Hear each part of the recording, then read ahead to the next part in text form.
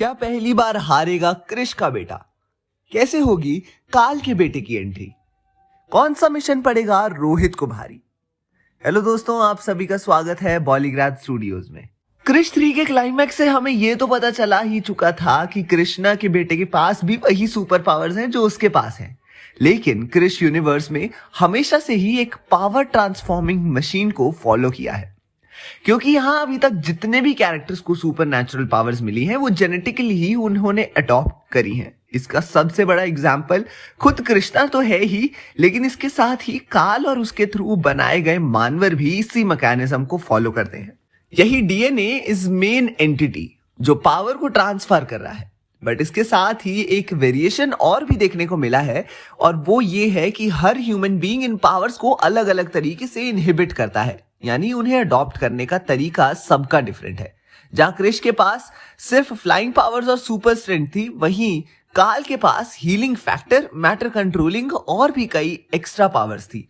और अब बारी है इस मैकेनिज्म को आगे बढ़ाने की, क्योंकि कहानी में कृष का बेटा रोहित और यहां तक कि काल के बेटे शामिल हैं।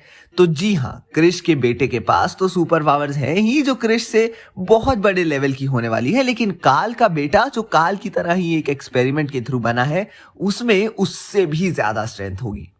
और अगर कहानी में इसकी एंट्री की बात करें तो एक बड़े से टाइम लीप के बाद जब हमें कृष के बेटे की एनॉर्मस पावर्स, स्ट्रेंथ्स और उसके बड़े बड़े कारनामे दिखाए जा रहे होंगे, तभी अचानक से एक दिन उसका सामना होता है काल के बेटे से। असल में शहर से थोड़े दूर एक जंगल में किसी आग की वजह से कुछ सिविलियंस फंसे होते हैं, जिन्हें बचाने तो कृष जा ही रहा होता है, लेकिन उसका बेटा उससे खुद जाने के डिमांड करता है। और क्योंकि अब कृष उस पर भरोसा करने लगा था और उसकी एबिलिटीज को अच्छे से जान चुका था, तो वो उसे जाने देता है। रोहित पलक झपकते ही सुपर स्पीड में जंगल पहुंचता है और सिविलियंस को बचाने लगता है। हालांकि वो उन्हें लेकर वहां से दूर शहर के एक हॉस्पिटल में छोड़ देता है और वापस जंगल जाता है पूरी तरह से उस आग को बुझाने।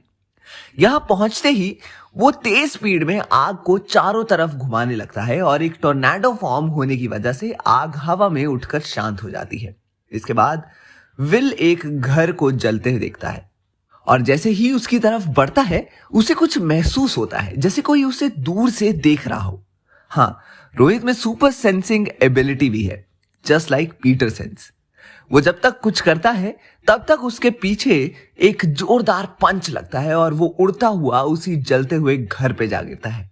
यहां से सीन कट होता है और पहुंचता है कृष्णा के घर पर, जहां वो शांति से बैठा प्रिया से बात कर रहा होता है और उसे कोई खबर नहीं होती कि उसका बेटा वहां किसी का सामना कर रहा है। लेकिन अब किसी तरह तो कृष्णा को इस बात का पता चलेगा, और वो कैसे उस तक पहुंचेगा ये सब हम जानेंगे बहुत जल्द। तब तक के लिए आप देखते रहिए हमारा चैनल बॉलीग्राड स्टूडियोज।